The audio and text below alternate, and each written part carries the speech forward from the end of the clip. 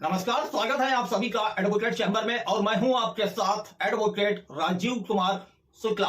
आज बात करेंगे मेंटेनेंस केस पर, लेकिन उससे पहले यह जानना जरूरी है कि मेंटेनेंस केस कौन फाइल करता है। ज्यादातर पत्नी अपने पति पर मेंटेनेंस केस फाइल करती हैं। वैसे पत्नी के पास और भी केस हैं जो पत्नी अपने पति के ऊपर फाइल करती हैं। पत्नी सबसे पहले 498 की धारा के तहत दहेज का केस फाइल करती हैं। 125 सीआरपीसी के तहत मेंटेनेंस का केस फाइल करती हैं। घरेलू हिंसा अधिनियम की धारा 12 के तहत एक केस फाइल करती हैं। पत्नी जब पति पर केस फाइल करती है तो पत्नी के पास आवश्यक दस्तावेज क्या क्या होने चाहिए उसके बारे में भी हम आपको बताना जरूरी समझते हैं। पत्नी के पास आधार कार्ड होना चाहिए, पत्नी के पास शादी का कार्ड होना चाहिए, पत्नी के पास शादी के फोटो होने चाहिए और पत्नी के पास अपने पति के इनकम से संबंधित साक्ष्य होने चाहिए। यदि ये चीजें पत्नी के पास हैं तो पत्नी को केस लड़ने में आसानी हो जाती है। अब बात करते हैं जब पत्नी मेंटेनेंस का केस किसी अधिवक्ता के माध्यम से फाइल करती है उसके बाद क्या होता है। जब पत्नी मेंटेनेंस का केस फाइल करती है और जब न्यायालय केस नंबर दे देता है तो पत्नी के अधिवक्ता एक तलवाना देते हैं और तलवाना देने के बाद पति को नोटिस जाता है। अब पति न्यायालय में आता है और कॉपी रिसीव करता है अपने अधिवक्ता के माध्यम से और फिर उस मेंटेनेंस केस का जवाब दाखिल करता है।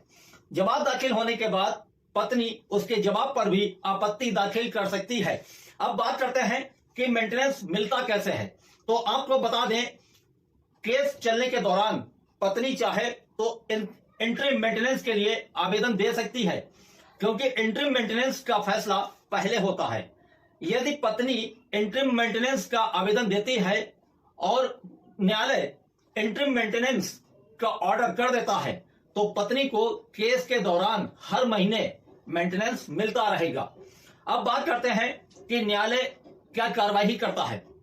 तो देखिए, जब भी आप मेंटेनेंस का केस डालें तो अपने अधिवक्ता के माध्यम से अपने केस की लगातार पैरवी करते रहें, क्योंकि आपने तलवाना दिया, नोटिस दिया और पति नहीं आया तो आपको रजिस्टर्ड डाक से संबंध भेजना पड़ता है।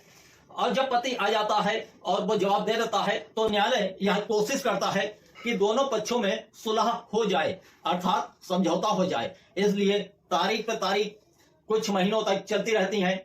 और एक बात और याद रखें, इस केस में तारीखें 2 महीने 2.5 महीने बाद की मिलती हैं। इसलिए केस के दौरान आपको लंबे समय तक इंतजार करना पड़ सकता है। जब दोनों पक्षों में समझौता नहीं हो पाता है तो न्यायालय आपके केस की प्रोसीडिंग को आगे बढ़ा देता है और उसके बाद फैसला होता है। मान लीजिए पत्नी का मेंटेनेंस कोर्ट ने बांध दिया, अब पति वह मेंटेनेंस नहीं दे रहा है तो पत्नी को वसूली के लिए एक और याचिका डालनी पड़ती है जो सीआरपीसी की धारा 125(3) के तहत पड़ती है। और यहां पर यह भी याद रखें कि पति कभी कभी रिवीजन डाल देता है। पति उस आदेश को चैलेंज करना चाहता है जो न्यायालय ने दिया है। पति कहता है गुजारा बहुत ज्यादा है, हम इतना नहीं दे सकते, तो हो सकता है रिवीजन में आपका मेंटेनेंस कम हो जाए।